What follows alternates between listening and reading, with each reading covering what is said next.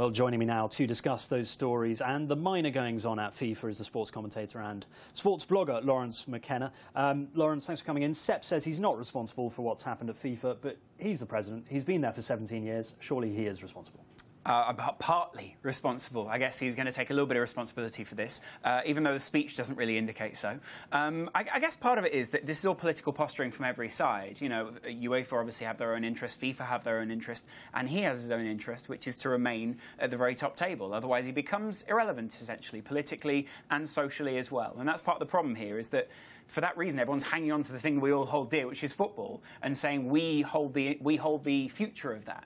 And the whole point is that actually this bureaucracy is a different thing from football. You guys have been money laundering and, you know, making your own business around that, and we've been trying to watch football. And I think that, you know, the fans need a voice in this as well, and they're not being represented at all. Yeah, it's interesting, isn't it, how the world's reacting differently. You've obviously got the African and Asian confederations who Sepp has done well by. He's given Japan the World Cup, he's given South Africa the World Cup, and so they're obviously on his side. And then you've got Europe, who he's kind of taken away from the old countries of Germany, France, England, etc., America.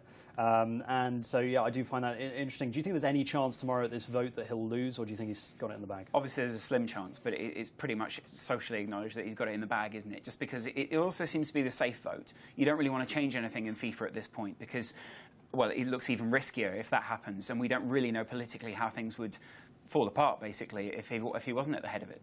Yeah, absolutely. And all the people who are voting obviously have friends within FIFA. They are, you know, they are FIFA. They make up FIFA, so they probably want their relationship with the top boss to remain, and they don't want someone new coming in pointing fingers saying, "Hey, what did you do? What did you do about that corruption? Why weren't you standing up for it?" Well, that's part of it, isn't it? Is that I guess that you know, everyone, like I say, everyone has their interest, and ultimately, when it comes down to Blatter, he has his own interest, and that's why he's keeping certain people very close to him. Yeah. If and when Blatter does win, there are rumours that UEFA will call a vote of no confidence, basically have another vote, have another go at it. Do you think that there is a high chance that that will happen? Yeah, I do think there's a chance that will happen, mainly because you know, UEFA holds such sway within there, and you know what they're politically threatening right now would mean that FIFA was basically untenable. What role do the sponsors have in all this? A pretty huge role, because, I mean, they claim to be socially responsible, but I think your report earlier said a lot of them are just going to pay lip service and basically batten down the hatches over the next couple of years, hope they can get through with their sponsorships. And then it will be more interesting to see if things were up for renewal right now, what sponsors would say and, you know, who needs who. But a lot of people have got long-term deals with FIFA, and that's partly why this is happening, is because people have locked themselves in for such a long time that you can't challenge their hegemony. Exactly. They've spent a lot of money to represent the World Cup, and who doesn't want their brand to be on various things around the world saying, you know, FIFA World Cup, you know, that they don't want to miss out on that opportunity. And also cutting ties with a corporation like FIFA, that could be decades where they don't get those sponsorship opportunities. Well, I think part of the point now is that we're a generation of people who, you know, we're all online, we're all pretty much connected, and FIFA has been hugely responsible for getting Africa and other continents more online and more connected to the rest of the footballing world. So if there is a time to break away, it's probably now, because marketing won't suffer in the same way that maybe it did in more traditional times. Yeah, well, we'll no doubt go back to that story pretty much every day, probably until the next World Cup.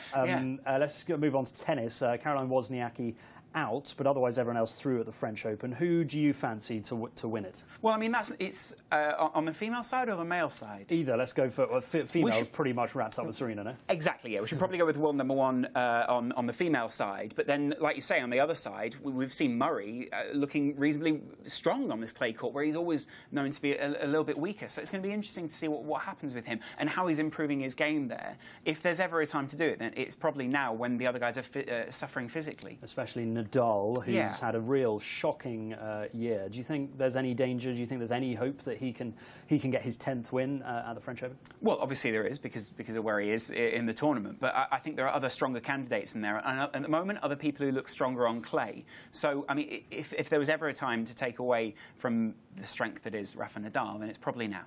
Another Rafa going to Madrid, potentially. Yeah. Do you think that's an upgrade on Carlo Ancelotti? I'm not sure that Madrid ever think about upgrades or downgrades, do they? They just think about Madrid, and what Madrid need most is basically to please Florentino Perez and try and keep him fairly steady. The point with Rafa would be he is a Madridista, if that's what you want to call him. And, you know, most of the significant things that have happened in his life have been there. He started his management career there for Castilla or Real Madrid B, and now returning there, you know, is somewhat of a prodigal son idea, really. The the strange thing would be, can he actually make the most of this squad, considering what he's done before? And you'd say, if he can intelligently change his game and some of the players can work with him, you know, he's not the most best man manager, then we could see a successful Real Madrid combination there. Yeah, I feel like Real are sort of running out of managers after Rafa. They've been through a few. Well, but Brendan Rodgers might be free at some point. Yeah, who knows? There we go. From a Liverpool fan as well. Lawrence, thanks a lot for coming in. Very kind.